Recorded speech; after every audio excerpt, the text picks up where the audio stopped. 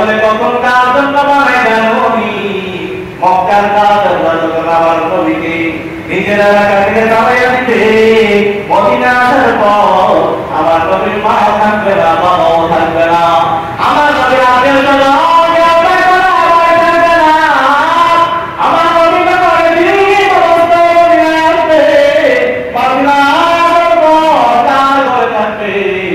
আমি বাদশা আমার নবীর জন্য একটা ঘর বানিয়ে দিলাম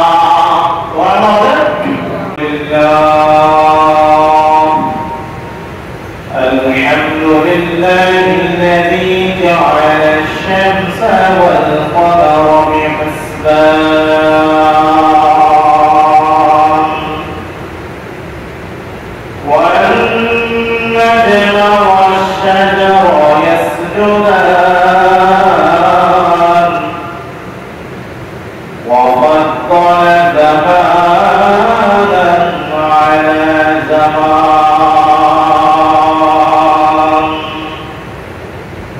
كما فضل مكانا على مكان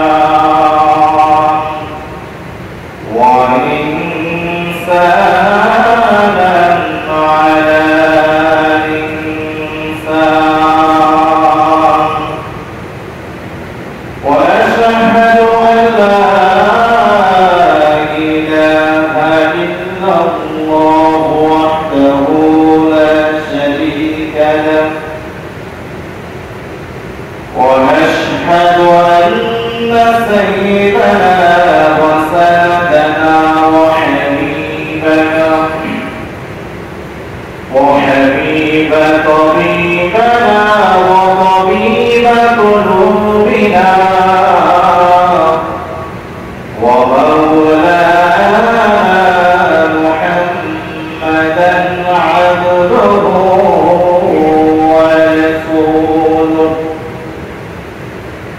الذي أرسله الله تعالى بالحق بشيرا ونذيرا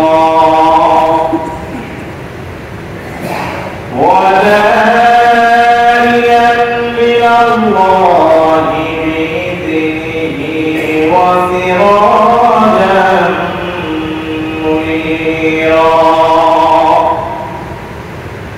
أما بعد فأعوذ بالله من الشيطان الرجيم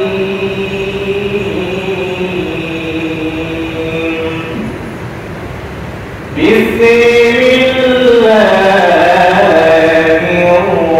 الرحمن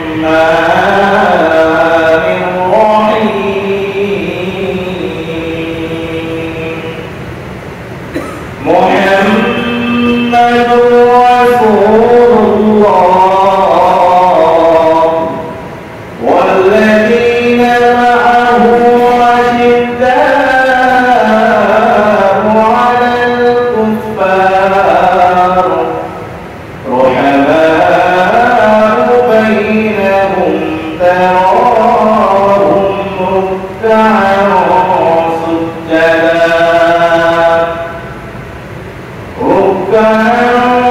سجدا يبتغون فضلا من الله ورضوانا سيماهم في وجوههم من أثر السجود ذلك مثلهم في التوراة وقال النبي صلى الله عليه وسلم عن أبي هريرة رضي الله تعالى عنه قال قالوا يا رسول الله متى وجبت لك النبوة قال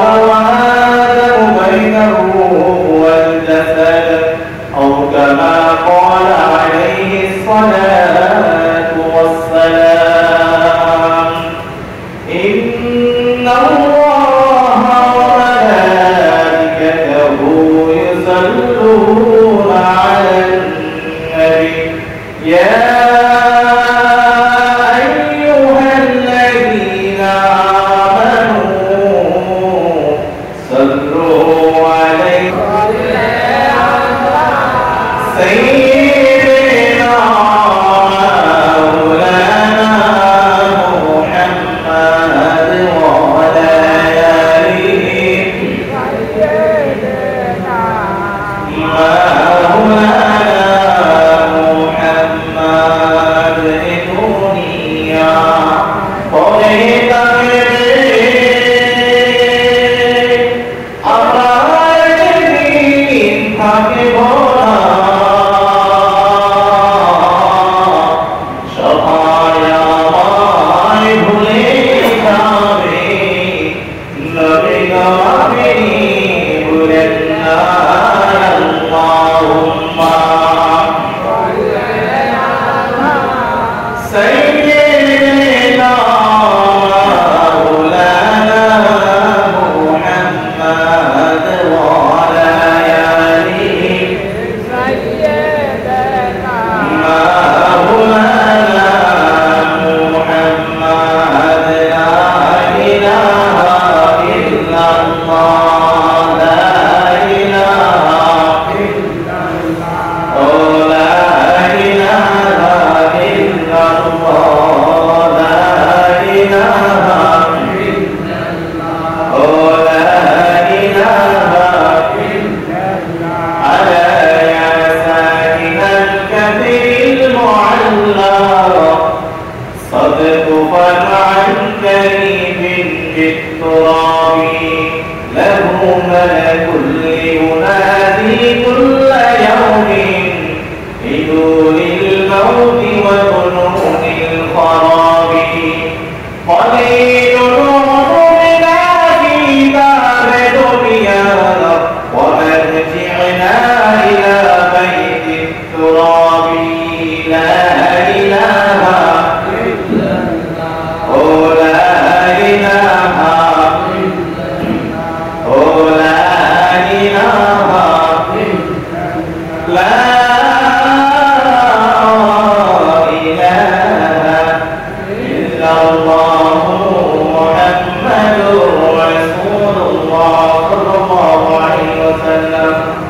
سبحانك لا علم لنا إلا ما علمتنا إنك أنت العليم الحكيم ربي زدني علما رب اشرح لي صدري ويسر لي أمري واحلل عقدة من لساني يفقه قولي আলহামদুলিল্লাহ আল্লাহ পাকের দরবারে শুকরিয়া জ্ঞাপন করি যে উনি আমাদেরকে জুমার মসজিদে আসার মতন বসার মতন তৌফিক দান করেছেন এই জন্য আল্লাহ তাআলার দরবারে শুকরিয়া জ্ঞাপন করি আলহামদুলিল্লাহ وكل درود السلام الشهر كبري الشهر المكي الشريف سيد المرسلين خاتم النبيين شفيع المذنبين رحمة للعالمين أهدانا أحباب المدينة إلى الأرض محمد صلى الله عليه وسلم القول সর্বশেষ খুশি নিবের দরবারে যে উনি আমাদেরকে সুস্থ শরীরে মনিবের আগে মনিবের মহব্বতে মহাদিনের আযান শোনার সাথে সাথে নিজের মনকে স্থির করে নিজের মনকে আল্লাহকে ধাবিত করে মসজিদে আসার মতো তৌফিক দান করেছেন। আজ মাত্র সফর মাস 28 তারিখ, সামনে তিনটি মাস, রবিউল আউয়াল মাস। কি মাস বলেন? আপনার মাসটা কি? রবিউল আউয়াল মাসটা কি বরকতপূর্ণ কিনা বলেন? এই মাসে আমাদের নবী হযরত মুহাম্মদ সাল্লাল্লাহু আলাইহি ওয়াসাল্লাম দুনিয়াতে আসেন। কোন মাসে? রবিউল আউয়াল মাসে আমাদের নবী দুনিয়াতে আসেন। এই জন্য এই রবিউল আউয়াল মাসের গুরুত্ব এবং ফজিলত কি অনেক বেশি। কারণ হচ্ছে রাসূল সাল্লাল্লাহু আলাইহি ওয়াসাল্লাম যে মাসে আসছে, মাসে গুরুত্ব তো তেমনি হবে, এটাই স্বাভাবিক, ঠিক না? এই জন্য আমি কিছু নূর করে আপনাদের সামনে কিছু কথা নিয়ে আসছি। আস্তে আস্তে আমাদের কাছ থেকে সফর মাস চলে গেছে, কি মাস চলে আসছে সামনে? রবিউল আউয়াল মাস। এই রবিউল আউয়াল মাসে আল্লাহ তার নবীকে তার বন্ধুকে দুনিয়াতে পাঠাইছেন। কেন পাঠাইছেন? তখন আরবের লোকেরা এত বড় একটা জাতি ছিল, আইয়ামের জাহিলিয়া তাদেরকে বলা হয়। সবচেয়ে নিকৃষ্ট কি ছিল? এই জাতিটা ছিল। এমন একটা অবস্থা হলো তখনকার, ভাই ভাইকে হত্যা করবে, কিন্তু কেন হত্যা করবে সেটা সে জানতো না। আমি রাস্তা দিয়ে হেঁটে যাইতেছি, আমাকে একজন মানুষ হত্যা করে ফেলবে, কেন হত্যা করতে সেটা আমি জানবো না। এতটা বড় একটা জাতি ছিল।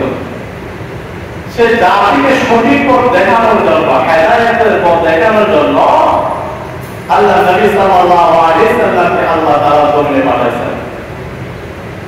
কথা শুনছেন? হেদায়েতের পথ রাসূলদেরকে আল্লাহ তাআলা কেন জমিনে পাঠান? যে উম্মতদেরকে, যে বান্দাদেরকে আল্লাহ তাআলা জমিনে পাঠান, যখন নাকি বান্দারা আল্লাহর ইবাদত বন্দেগী ছাইরা অন্যদিকে ধাবিত হয়, কেউ মূর্তির পূজারী, কেউ সূর্যের পূজারী, কেউ চন্দ্রের পূজারী, কেউ চাঁদের পূজারী, কেউ তারার পূজারী, অভাব হয়।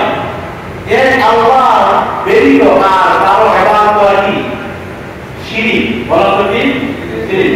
আল্লাহ তাআলা বলেন, আমি মানুষ সব গুনাহ মাফ করে দেব, কিন্তু শিরকের গুনাহ মাফ করব না। বুঝতে পারছেন? এই জন্য আল্লাহ তাআলা তার বান্দাকে অনেক আদর করে বানাইছে। মালিক চায় না তার বান্দাগুলো কোথায় যায়? জাহান্নামে যায়।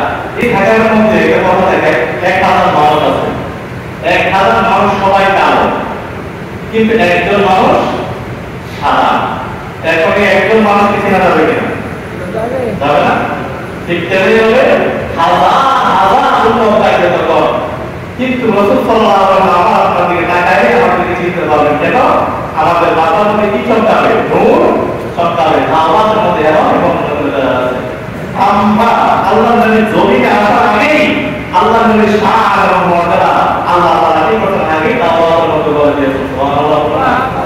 কেমন নবী আল্লাহ আল্লাহ কেমন নবী আমাদের বানাইছেন জানেন?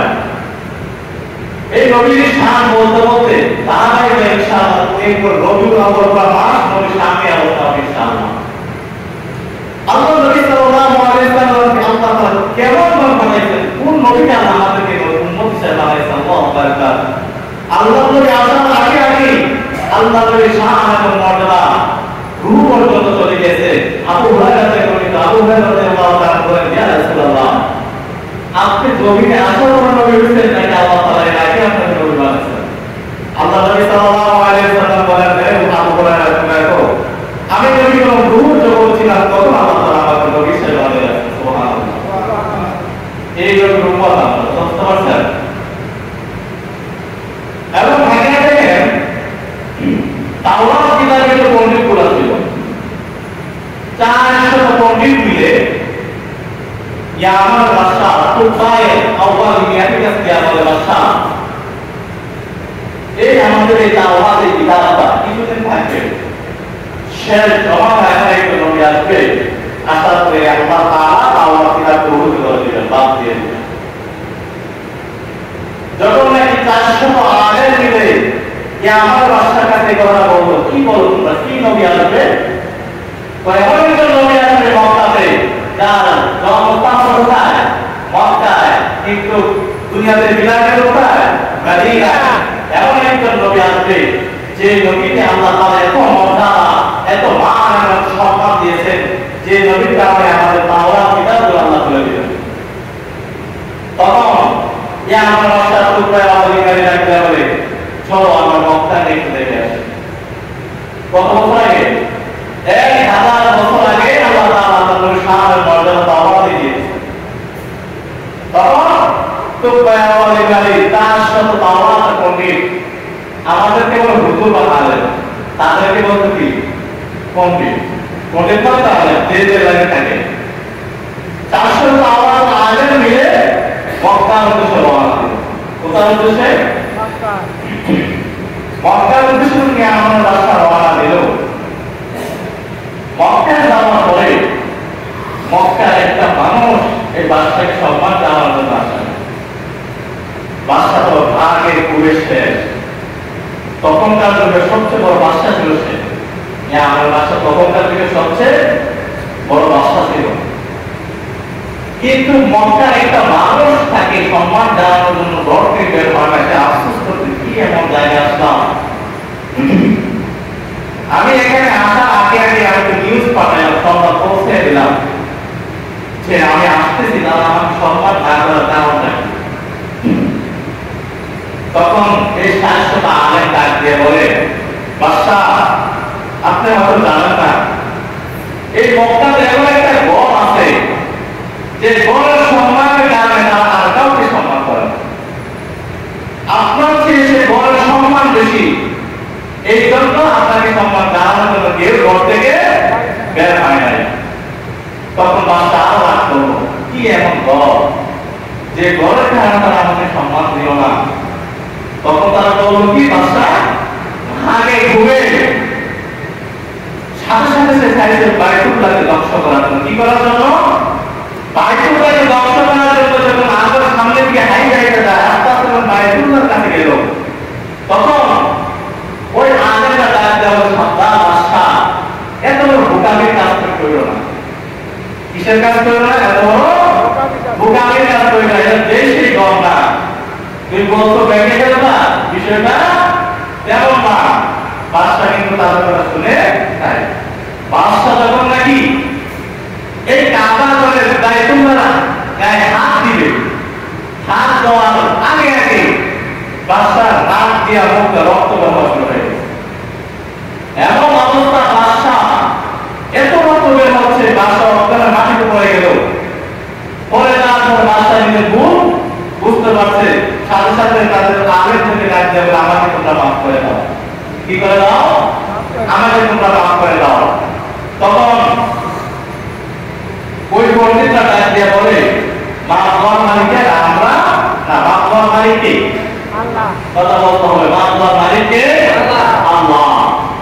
তখন সাথে সাথে বাদশা মালিকের দরবারে হাত করে মোনাজাত শুরু করে দেবে,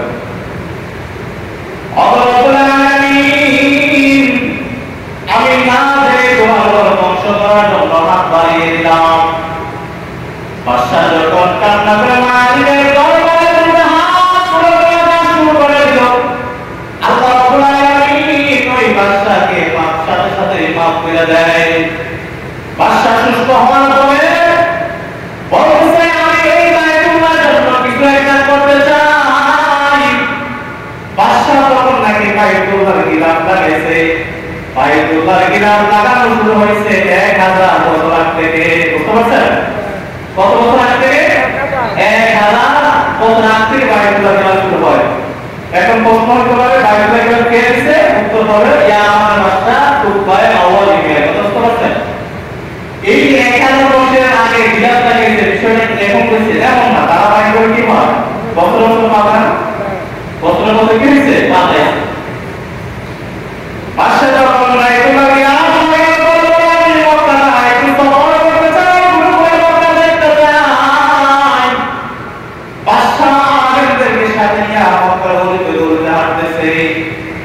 যাওয়ার পরে একটা রাস্তার মধ্যে গেল। রাস্তা যাওয়ার পরে আরে রব্বানের ব্যবস্থা করে, ভাই রাস্তা তুমি চিনছো কিনা? আরে আলেম ডাক দেয়া বলে, রাস্তাটা আমার কাছে চিনা চিনা লাগে। বলে কেমন রাস্তা তুমি চিনলাম?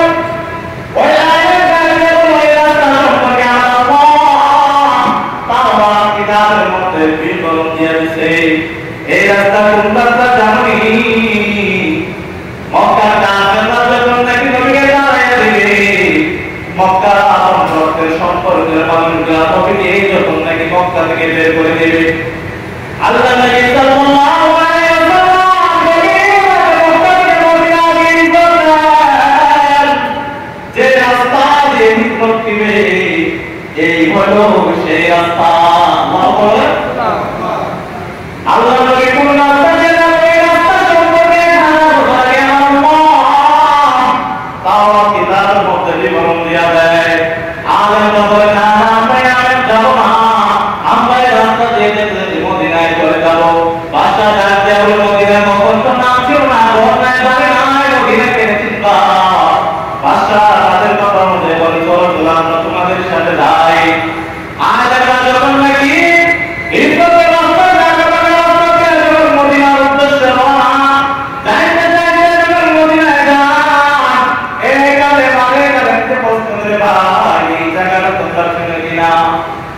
তাআলা তাওরাত কিতাবের মধ্যে বলে দিয়েছেন মদিনার আবহাওয়া হবে অনেক নরম, মদিনার আবহাওয়া হবে অনেক সুন্দর ঠান্ডা, মদিনার বাতাস থাকবে সুন্দর ঠান্ডা, মদিনার মাটি থাকবে সোনালি। এই সেই জায়গা যখন থেকে তারা নাকি মাটির দিকে তাকাইলো, তাকাইবার সাথে সাথে থেকে সেই জায়গা হবে মদিনা, যে জায়গার মধ্যে আমার আপনার নবী চিরস্থায়িত্বভাবে আছে। আর আমরা চাইতে হবে বাদশা আমরা এখানে থেকে যাবো, মদিনাতে যাবো না। বাদশা বলে তোমাদের জন্য তোমাদের সাথে আমি এই জায়গায় থাকি। আলেমরা চাইতে হবে আমরা আপনার নবীর জায়গায় বছর পর আমরা যদি এই জায়গায় থাকি, এই জায়গায় মৃত্যুবরণ করি, আবার আপনার নবী আমাদের পাশ দিয়ে হাঁটাচলা করবে। এই জন্য বাদশা চাইতে বলে আমি তো থাকতে চাই, আমার উপরে অনেক বড় দায়িত্ব আছে। আমি তো একটা বিভাগের বাদশা নয়, একটা একটা দেশের বাদশা, আমাকে চলে যেতে হবে। তবে আমি তোমাদের জন্য ঘর বানিয়ে দিতে চাই। তখন নাকি বাদশা ওই 400টা আলেমের জন্য একটা নয় দুটা নয় 400টা ঘর ওই বাদশা বানিয়ে দেয়। কিন্তু একটা ঘর এত সুন্দর বাদশা বানাইলো, যখন আমি বাদশা গো এত সুন্দর করে কার জন্য তুমি ঘর বানাও? বাদশা ডাক দেয়া বলে কখন কার জন্য বানাই জানো? মক্কার কাফের যখন আমার নবীকে নিজের এলাকা থেকে তাড়াইয়া দিতে, মদিনা আসার পর আমার নবীর মা থাকবে না, বাবাও থাকবে না, আমার নবীর আত্মীয়স্বজন আমার নবী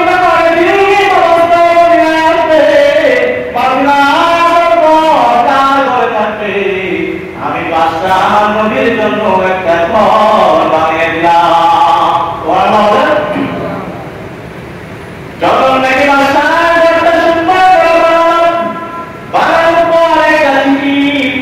একটা চিঠি লেখা একজন আমিরের কাছে দিয়ে দিল, একজন মহাজের কাছে দেয়, বলল এই ঘরটা তোমার দায়িত্বে, সাবধান এই ঘরের ভিতরে কেউ থাকতে না পারে।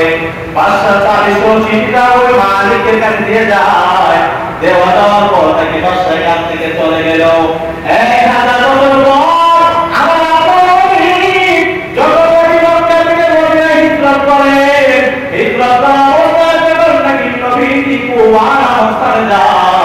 মদিনার লোকজন আস্তে আস্তে মদিনার লোকজন নবীকে রিসিভ করার জন্য, মদিনায় যাওয়ার জন্য, যখন সম্মান দেওয়ার জন্য সবাই সামনে আসলো, এক লোক দেখতেছে ঘরটাকে সুন্দর করে বুঝতেছে, ঘরটাকে সুন্দর করে বুঝতেছে। মদিনার লোক বলে তুমি কি যাবা না? বলে না না, আমি এই ঘরটা একটা লোকের জন্য, একজন মানুষের জন্য আমি সুন্দরভাবে রেডি করতেছি। কোন সেই ঘর? যে ঘরটা বাদশা 1000 বছর পর নির্মাণ করে গেছে। ধারাবাহিকভাবে একজনের পর আরেকজন, আরেকজনের পর আরেকজন, দেখতে দেখতে 1000 বছর চলে যায়। আস্তে আস্তে কার কাছে এসে জানেন তিনি হলেন আল্লাহর নবীর সাহাবী আবু আইয়ুব আনসারী রাদিয়াল্লাহু তাআলা আনহু। আবু আইয়ুব আনসারী রাদিয়াল্লাহু তাআলা আনহু কি করতে 1000 বছর পর দায়িত্বটা আসছে। নবীর যখন কুবা আসলো, কুবা আসার পরে মদিনায় প্রবেশ করবে, প্রত্যেক মানুষ ডাকতে হবে ইয়া রাসূলুল্লাহ, আসেন আপনার জন্য আমি সুন্দর করে ঘরটা রেডি করে আপনার নামাজ করে আসেন। সবাই যখন নবীকে পিরানি করতেছে নিজের ঘরে নেওয়ার জন্য, কিন্তু নবী বলে কি আমার এই রূপটা যে জায়গায় গেলে থামবে আমি ওই ঘরে প্রবেশ করবো। সুবহানাল্লাহ বলেন। দেখা গেল এই ঘরটা আস্তে আস্তে আস্তে আস্তে ঠিক ওই ঘরের কাছে গিয়ে থামছে, যে ঘরটা বাদশা তোকে আওয়াজ নিয়ে 1000 আগে পাবে। সুবহানাল্লাহ বলেন। সুবহানাল্লাহ। যখন নাকি নবী ঘরের সামনে যাওয়ার পর নবী আবু আইয়ুব আনসারী রাদিয়াল্লাহু তাআলা আনহু সাহাবী, আমার ঘরের চাবিটা তুমি আমার কাছে দিয়ে দাও। আবু আইয়ুব আনসারী বলে ইয়া রাসূলুল্লাহ, আপনি কেমনে জানেন তো এই ঘরের মধ্যে আপনি উঠবেন?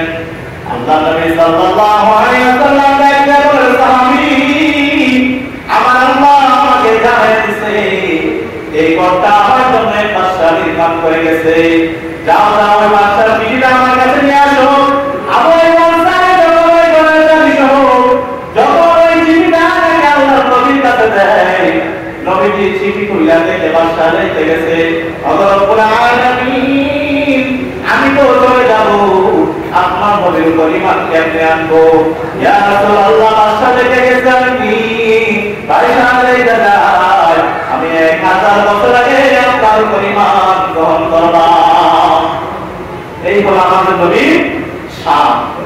নবীজি আসার কত বছর আগে শান শুরু হয়ে যায়? একবার রূহুর জগতে থাকা অবস্থায়, কোথায়? রূহুর জগতে থাকা অবস্থায় নবীজির শান এবং মান শুরু হয়ে গেছে। আল্লাহু আকবার বলেন। আল্লাহু আকবার বলতে কষ্ট হয় নাকি আপনাদের? যে কোনো সবাই জোরে আল্লাহু আকবার বলে সবাই আর জোরে আল্লাহু আকবার। আওয়াজ এই আল্লাহু আকবারের কারণে বাতিল তখন দেশ হবে না। আমাদের আওয়াজ হলো শাহজালাল রাহমাতুল্লাহি আলাইহির মতো, কথা বুঝতে পারছেন?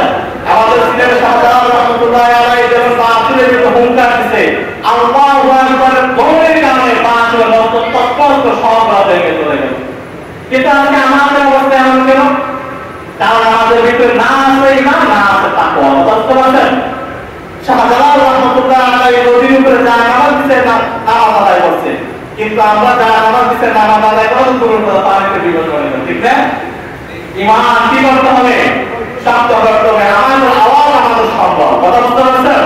সাহাবায়ে কেরামের ঈমান এত শক্তিশালী ছিল, তারা আল্লাহু আকবার বলার কারণে কাফেররা ভয় পেয়ে যেত। কিন্তু আমাদের অবস্থা এমন হয়ে গেল, আমরা আল্লাহু আকবার তো দূরের কথা, বন্দুকের সামনে করে দাঁড়াই, ঠিক না? আমাদের ভিতরে কি নাই? তাকওয়া নাই, সে ভয়টাও নাই। সাহাবায়ে কেরাম সব সময় মালিক আমাদেরকে শহীদ অবস্থায় মৃত্যুবরণ দাও। কি অবস্থায়? শহীদ অবস্থায় মৃত্যুবরণ করবে। কারণ ফজিলতটা কি জানেননি? কোনো কি নাই, হিসাব নাই, বিনা হিসাবে জান্নাত। আর যারা শহীদ ছাড়া মৃত্যুবরণ করবে তাদের হিসাব দিতে দিতে উপায় নাই, বুঝতে পারছেন? আল্লাহ বা মালিক এই জন্য সবসময় দোয়া করবেন আমাদেরকে আল্লাহ তাআলা শহীদ পদে দান করুন। আমিন, আমিন। আল্লাহ তাআলা এই জমিনে নবীকে পাঠানোর আগে আর শান বলতে হয়। এখন নবীর জমিনেই আসা নাই, কিন্তু আল্লাহ নবীর শান কোথা থেকে শুরু হয়ে গেছে? রূহুর জগৎ থেকে শুরু হয়ে গেল। নবীজি কার বংশে নবীকে পাঠাইলেন? আমার আপনার নবীর দাদা এই সাধারণ মানুষ ছিলেন না। নবীজির দাদা ছোটখাটো অবস্থায় এত ভালো মানুষ ছিলেন, এত সচ্চরিত্র লোক ছিলেন, যখন নাকি মক্কার মধ্যে পানির অভাব শুরু হয়, দুর্ভিক্ষ শুরু হয়ে গেল, মক্কার মানুষ পানির অভাবে মৃত্যুবরণ হওয়ার উপক্রম হয়ে গেল। মক্কার মানুষের অবস্থা এত ভয়াবহ হয়ে গেল, পানি নাই, পানি নাই। আমরা যেমন পানির অভাব নাই, ঠিক না? পানি না চাইলে আমরা কি পাই? পানি পাই, কিন্তু তখন পানির অভাব ছিল। এটা বেশি আমার সিলেটে গিয়ে দেখেন পাহাড় অঞ্চলে পানি অনেক স্বাদ। যারা ওই কি বলে বিরিয়ানি বা বিজিত যারা কি চাকরি করে না তারা যারা বুঝে, কারণ পাহাড় অঞ্চলে পানির স্বাদ বেশি কম ছিল, হয়তো এখন কিন্তু কম আছে, আগে বেশি কম ছিল। বেশি করে সিলেট গেলে আন্দোলন গেলে রাঙ্গামাটি গেলে আমরা বুঝতে পারবো পানি কি জিনিস। আমরা তো হালকা হালকা পানি পাইতেছি, পানির মর্ম বুঝি না। এই মক্কায় যখন কি ছিল না, পানি ছিল না, পানি পায় কই? ওই রাতে আমার বাবা আবু বাকরের স্বপ্ন দেখে গেলাম, তাদের মক্কার পাশে একটা কি আছে? কূপ আছে। এটা পাথরের কারণে, বিশাল বড় পাথরের দোয়ার কারণে কূপটা বন্ধ হয়ে গেছে। তুমি যাও ওই পাথরটা সরায় দাও, তাহলে পাথর নিচে কি আছে? কূপটা আছে, কূপের নিচে পানি আছে, তো পানির অভাব চলে যাবে। লক্ষ্য করেন রাসূল সাল্লাল্লাহু আলাইহি ওয়াসাল্লামের দাদা যখন নাকি ঘুরতে করতো, কি স্বপ্ন দেখলাম? সাথে একটা কিনে হাতুড়ি নিয়ে গেছে, হাতুড়ি পুরা সাথে নিয়ে গেছে। কে আছে কি ওই যে রাতে স্বপ্ন দেখে কে জানে পাথরটাকে চিহ্ন দিয়ে রাখছে। আল্লাহু আকবার বলেন। কে জানে চিহ্ন দিয়ে রাখছে পাথরটাকে? আমি তো স্বপ্ন দেখছি এই পাথরের চিহ্নটা দিল কেনা? চিহ্ন দিচ্ছে কে বলেন? চিহ্নটা দিল কে? আল্লাহ। যখন নাকি আবু তাহের এই পাথরটাকে খুঁজতেছে, আশপাশের মানুষ সরাইতেছে, মক্কার মানুষ বলছে কি তুমি এই জায়গায় পানি সরাইতেছে, তোমরা আবু তাহের তার স্বপ্নের কথা জানায় দেয়। আবু তাহের কাছে বলে আমার আল্লাহ রাতে আমাকে স্বপ্ন দেখাইছে এই পাথরের নিচে পানি আছে, পানি আবু তালেবের বিশ্বাসী ছিল যে কথা আবু তালেব বলতে সমস্ত নিঃসন্দেহে বিশ্বাস করত। আবু তালেবের কথা আব্দুল মুত্তালিবের কথা অনুযায়ী সাথে সাথে ওই মানুষগুলা নাকি পাথরে আস্তে ঘুরতে লাগলো। এতটুকু বিশাল পাথরকে হাতুড়ে বাইরে কেউ উঠাতে পারে না। আবু তালেব আব্দুল মুত্তালিবের জন্য নাকি হাতুড় দিয়ে বাড়ি দিল। হাতুড় দিয়ে বাড়ি দেওয়ার সাথে সাথে পাথরটা বিকল্পিত হয়ে যায়। বিকল্পিত হয়ে যাওয়ার পর পাথর সরানোর পরে থেকে পাথরের নিচে পানির কূপ পাওয়া যায়। এটা কোন কূপ জানেন? যে পানির জন্য আমরা এতটা ভালো, যে পানি আল্লাহ নবী বলেন ওই পানি যদি কোনো মানুষ একবার একটা নিয়ত দেখায় আল্লাহ তাআলা তার নিয়ত কবুল করে ফেলবে। এই কূপের নাম কি জানেন? ওই কূপের নাম হলো জমজম। আব্দুল মুত্তালিব এই কূপ থেকে সন্তান দিল। মক্কার মানুষ এত খুশি হয়ে গেল। আবু তালেব আসল সব দেখার পরে আব্দুল মুত্তালিবকে আবু তালেব বলে তো আসছে আব্দুল মুত্তালিবকে সাথে সাথে ওই কাবার মুতল্লি বানিয়ে দেয়। আব্দুল মুত্তালিব যখন কাবার মুতল্লি হয় বলেন না মুতল্লির নাম আছে না নাই? এটা কোন কাবার মুতল্লি? বাইতুল্লাহ। কেন? তাই কথা বুঝা যায় কেন? আল্লাহর মুতল্লি আল্লাহ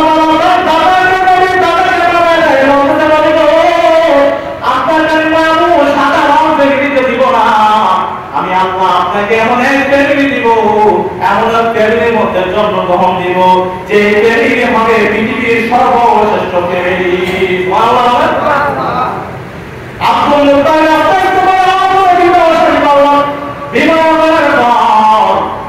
আব্দুল মুত্তালিব আল্লাহকে দোয়া করে বাড়ি আমার কাছে 10টা সন্তান দেন। কয়টা? 10টা সন্তান দেন। কিন্তু আল্লাহর আমাদের অবস্থা হলে একটা হলে ভালো হয়, দুইটা বেশি না। কয়টা হলে ভালো হয়? একটা হলে ভালো, দুইটা বেশি না। আবু তালেব নবীকে তারা আল্লাহকে দোয়া করতে পারি আমি আব্দুল মুত্তালিবকে 10টা সন্তানের বাবা বানাও।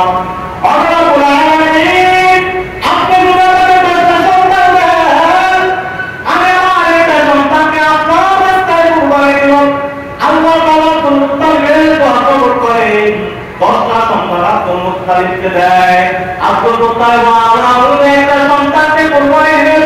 কুরবানি দেওয়ার আসামি কোন সেই কুরবানি কাকে দিতে জানেন? সবচেয়ে সুন্দর, যার চেহারা এত সুন্দর, যার ব্যবহার এত সুন্দর, তাকে কুরবানি দেওয়ার জন্য নিয়ে চললো। মক্কার লোকেরা আব্দুল মুত্তালিব সাবধান, তাকে কুরবানি দিও না, তার বদলে একটা গরু তুমি কুরবানি দিয়ে দাও। আব্দুল মুত্তালিব যখন নাকি মক্কার কুরবানি দেওয়ার নিয়ত করে একটা লটারি শুরু করে দেয়। একদিকে নবীজির পিতা আব্দুল্লাহর নাম, অন্যদিকে একটা উটের নাম, একসাথে 10টা গরু দিল। আব্দুল মুত্তালিব আব্দুল্লাহর নাম দিল। কিন্তু দেখা যায় লটারির আব্দুল্লাহর নাম উঠে আবার 20টা দিল আব্দুল্লাহর নাম, আবার আব্দুল্লাহর নাম উঠে 30টা দিল আবার আব্দুল্লাহর নাম, আব্দুল্লাহর নাম উঠে এবং একটা নয় দুটো 100টা দেওয়ার পরে তখন গিয়া উঠছে একটা উঠের নাম। আব্দুল মুত্তালিব একটা বলে মক্কার বাসী শুনো, আমি আমার ছেলের জন্য একটা উট কুরবানি দিব। আমি আমার ছেলের জন্য একটা নয় দুটো 100টা উট কুরবানি দিয়ে দিলাম। কেমন কবি কার জন্ম নেন একটু শুনেন। আব্দুল্লাহ এত সুন্দর ছিল, এত সুন্দর ছিল। আব্দুল্লাহ যখন মক্কার গলিতে গলিতে হাঁটে, মক্কার মহিলার নামের পাগল আব্দুল্লাহকে বিয়ে করার জন্য এক মহিলার নাম ফাতেমা রাস্তায় দাঁড়িয়ে তারপরে আব্দুল্লাহ আমি তোমাকে বিবাহ করতে চাই। আরে আব্দুল্লাহ আমি তোমাকে বিবাহ করতে চাই, আমাকে বিবাহ করবানি? আব্দুল্লাহ বলে না, আমার পরিবার আছে, আমার বাবা আছে, আমার বাবার কাছে গিয়ে বলো। বুঝতে পারছেন? আব্দুল্লাহ কি বলতো? আমার বাবার কাছে অনুমতি আমার তারা বিয়ে করতে রাজি আছে। বর্তমান যুগের অবস্থা এত কষ্ট ভাই, পিতা মাতার খবর নাই, নিজের বিয়ে নিজেই কইরা ফেলে। এর তোমার চিন্তা করার বিষয় তোমার মা তোমাকে প্রকাশ করে দেয়, মা বাবা মনে বড় আশা সন্তানের বিপদে ধুমধাম করে এমন এমন কাজ করে মা বাবার কথা না শুনে না নিজের যখন নাকি তুমি বিবাহ করো, বিবাহ করতে দেরি হয়, পরিবার অশান্তি শুরু হইতে দেরি না, ঠিক না? আপনি আমাকে একটা প্রমাণ দেন যে যারা নাকি নিজের মতো বিবাহ করে তারা সুখে আছে? আমার কাছে হাজার হাজার প্রমাণ আছে। আমরা তো বিভিন্ন জায়গায় যাই, সব তথ্য আমাদের কাছে চলে আসে। বুঝতে পারছেন? এই জন্য ভাই বলতে চাই, যাই করো মা বাবার সিদ্ধান্ত অনুযায়ী করবা, দেখবা মা বাবার মন খুশিতে আল্লাহ খুশি, আল্লাহ খুশি মানে তোমার পরিবারে এমনি শান্তি চলে আসবে। ওই ফাতেমা যখন নাকি আব্দুল্লাহকে বলল, আব্দুল্লাহ রাজি হয় নাই, কিছুদিন পরে উনি বিবাহ করলো আমেনা করবো হাতে, আমেনা তো হাতকে যখন বিবাহ করলো, বিবাহ করার পর যখন আবার ওই মক্কা রাস্তা দিয়ে হাঁটে যাওয়ার পর যখন নাকি ওই মহিলা দেখতে পায়, বলে আব্দুল্লাহ তুমি কি বিবাহ করে ফেলছো? আব্দুল্লাহ তো অবাক, তুমি জানো কি বলো আমি বিবাহ করলাম? ওই তোমার মাথার মধ্যে একটা নূর চলতেছিল, আমি বললাম যদি তুমি ওকে বিবাহ করে নূরটা আমার পেটের মধ্যে চলে আসবে। আরে আব্দুল্লাহ তুমি যে মহিলাকে বিবাহ করছো সেই মহিলা অনেক পাত্রবতী, ওই মহিলা সাধারণ কোন মহিলা নয়, আমার আপনার নবীর আম্মা জান হযরতে আমিনা বিনতে ওয়াহাব রাদিয়াল্লাহু তাআলা আনহা। তাহলে বুঝতে পারছেন নবীর শানের মান। এসব ঘটনা সামনে তার ঘন্টা চলে যাবে ইনশাআল্লাহ। রবিউল আউয়াল মাস নবীর জন্মের মাস, প্রত্যেকটা সপ্তাহে শান মান আলোচনা করার চেষ্টা করবো ইনশাআল্লাহ। আল্লাহ তাআলা আমাদেরকে নবীর শান এবং মান বোঝার তৌফিক দান করেন, সবাই আমিন।